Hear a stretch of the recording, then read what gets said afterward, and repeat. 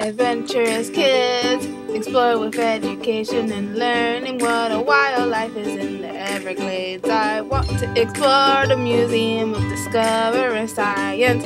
What plants do butterflies like? I want to know about Key West. Adventurous kids, learning and fun. Adventurous kids!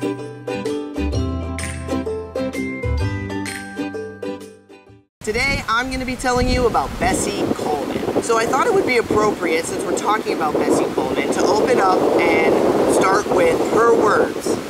So, quote from Bessie Coleman: "The air is the only place free from prejudices.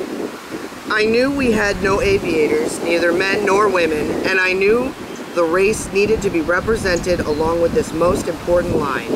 So I thought it my duty to risk my life to learn aviation." So, aviation is flying airplanes. Bessie Coleman was an aviator, and what makes Bessie Coleman particularly cool is that Bessie Coleman was the first African American aviator, as well as the first Native American. She had Native American heritage on her father's side of her family. She was the first Native American aviator.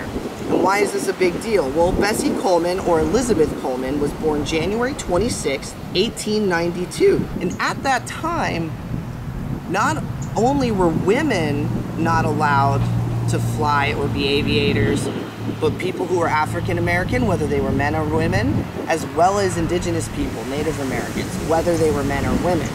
So it's like a big deal that Bessie Coleman became a pilot. Because in the United States, black people, men or women, and indigenous Native people, men or women, were not allowed to learn to become pilots, Bessie Coleman actually, after she moved to Chicago to live with her brother, got money together to go study in France. So she went to study in France, where they were a little bit more forward-thinking, in my opinion, and she learned to be a pilot. She got her pilot's license. So when she came back to the United States, she made her living doing these dangerous pilot shows where she would fly up in the air and dive bomb down.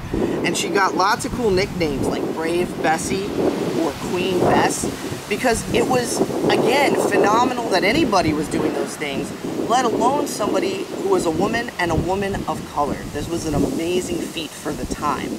She was a pioneer, and she shattered that glass ceiling for so many people, particularly young women. She was originally from Texas, but like I said, she moved to Chicago to stay with her brother, and that's where she was able to earn her money to go study in France to become a pilot. Now, tragically, she did lose her life to a plane crash on April 30th, 1926. Bessie Coleman is one of those people in history that we look to as an example of someone who said, you can't tell me what I can and cannot do based on my gender or my race, who I am as a person. I'm gonna do the things I wanna do because I can. And she did, and she's an amazing role model for that. Thanks for watching this Adventurous Kids episode. What did you learn today? Adventurous Kids! Adventurous Kids! What was the most interesting fact? Adventurous Kids! Adventurous Kids!